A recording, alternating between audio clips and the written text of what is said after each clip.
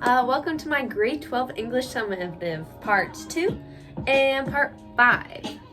So today I am talking about the book One Flew Over the Cuckoo's Nest by Ken Kesey, and I'm going to take a look into the historical background of the book, which includes some background knowledge of the author and why he created the book the way he did.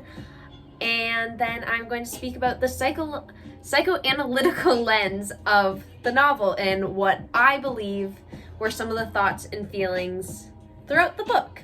So let's go. So first I'd like to start off, I'm going to give a brief summary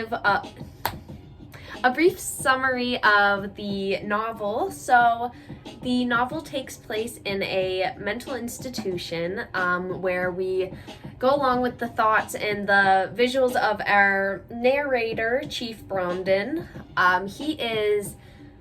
He is thought to be deaf. He's not actually deaf, and he is 6'7" and deals with schizophrenia and hallucinations. So throughout the book, we go along with some ways his mind goes during different feelings and emotions throughout the novel. So we go along with him, and then a new patient shows up. His name is Randall Peter McMurphy. So Randall is this big, buff, tough guy. He thinks he's better than everyone. He just came from a jail-prison farm.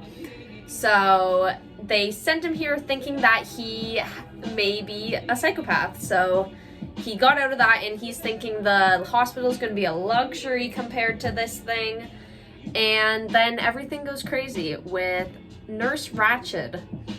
So Nurse Ratched is about in her 50s, and she abuses the patient. She overrules her power that she has over them, and just altogether she's a horrible person. And it seems like her favorite activity to do is perform electroshock treatments, which at the time, although these were starting to rule out of use, she still used them quite a bit, and I found this out a lot in the book. So many things happen. McMurphy starts getting on her nerves, and he plays bets with the patients. He takes them on trips and stuff. And then, just how Miss Ratched wanted things to go, he completely just lost his marbles.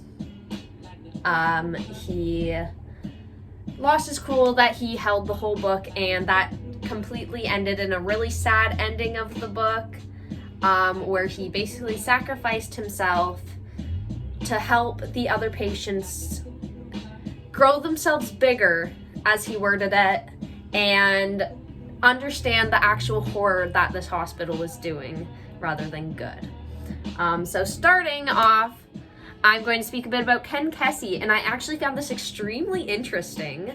So Ken Kesey went to Stanford University, and then he was involved in a paid experiment conducted by the US Army, where basically he took mind-altering drugs, and then he was to report their effects. So this guy was getting paid money to take in drugs that could harm him, just so he could report what was going on. And this actually led to creating the book in 1962, One Flew Over the Cuckoo's Nest, where he related a lot of the events to things he experienced under drugs. And I also found it quite hilarious.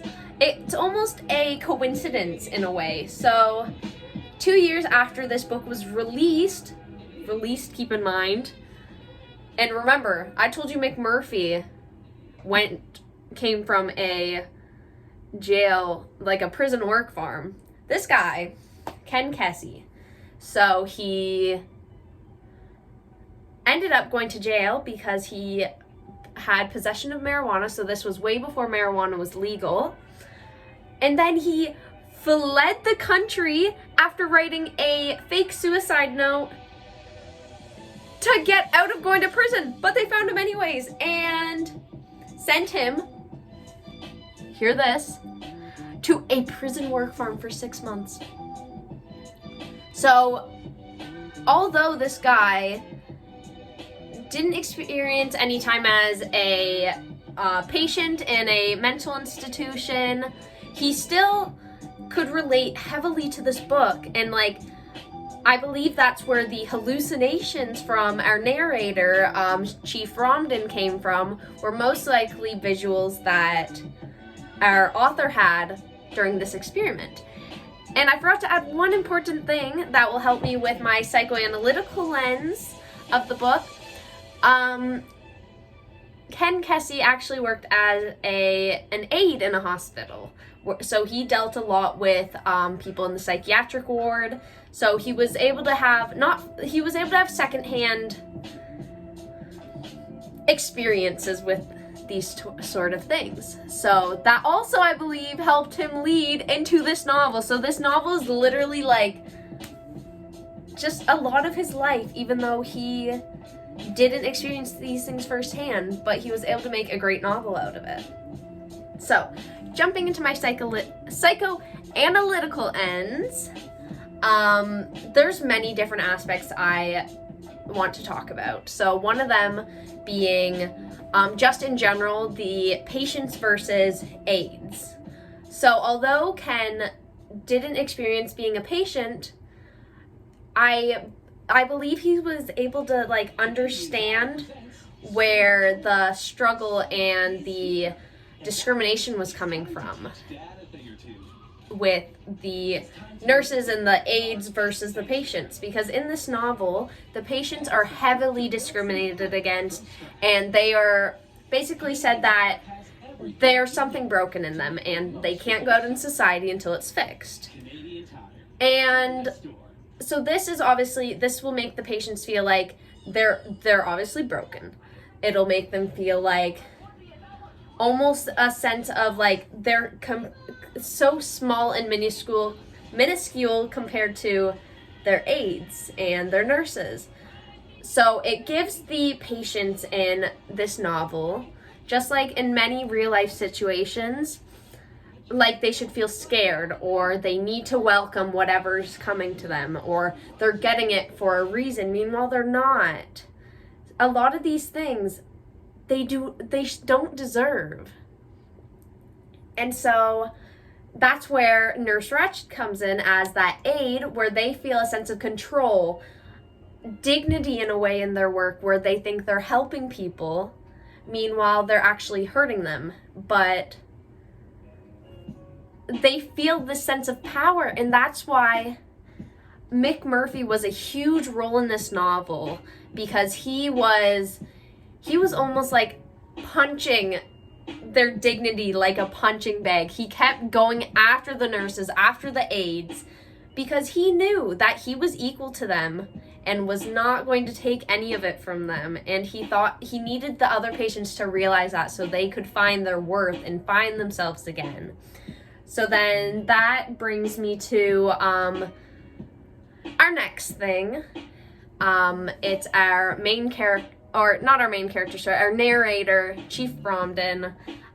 So during the book, we experience with him a lot of his hallucinations, it involves fog. He ends up being crowded in fog, can't see anything, and I believe this represents how he feels he's being pushed down, and how his family has been pushed out, and how he's losing sense of who he is in this fog. He can't see anything out. He's just lost. He doesn't know what to do. He can't do anything about it. And that's where Randall McMurphy comes in. He helps build Chief up and turns him into a bigger man again. And keep in mind, Chief is 6'7", but he's been so belittled by the staff that he doesn't feel as big as he should. He's hurt, but he still feels a sense of, oh, I'm broken, they're fixing me, so I need to listen to them. So he's being belittled, and he doesn't feel like himself, and he feels like distance from who he is, but Randall McMurphy helps bring him up again, and he gains that confidence, and he begins knowing who he is, and then that leads to his, spoiler alert, that leads to his escape in the end, where he builds up that dignity that Randall taught him, and he's able to crash his way out, and he goes to be himself in a society that shuns people like him for not being normal. And so I think that like relates heavily to it, the whole novel. And so yeah, I believe a lot of the patients throughout this book were feeling washed away and not themselves, and they couldn't be themselves because they're taught that they can't be. So all the patients are like skittish towards Nurse Ratched. They fall for what she's telling them is right, even though it's not, and she's just abusing them. And so lastly, this book speaks like heavily on a lot of traits of people with certain mental illnesses. Like a lot of people, some people I believe to have OCD, there's schizophrenia in here, psychopathy, there's so many other things, and they demonstrate it in a vast majority of ways. Like we have Chief with his hallucinations. We have George, he is a fisherman. He struggles a lot with getting dirty. And then we have McMurphy. Although at the beginning the nurses and the doctor don't actually believe he is a psychopath, so they are tempted of just sending him back because he doesn't actually belong there. He's just using them for their hospitality, I guess, if that's what you would call it.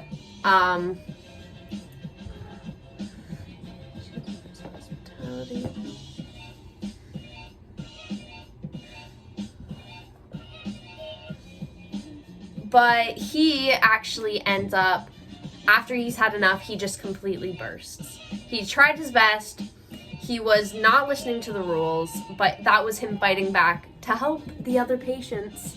He completely snapped. He was told that it was his fault that somebody...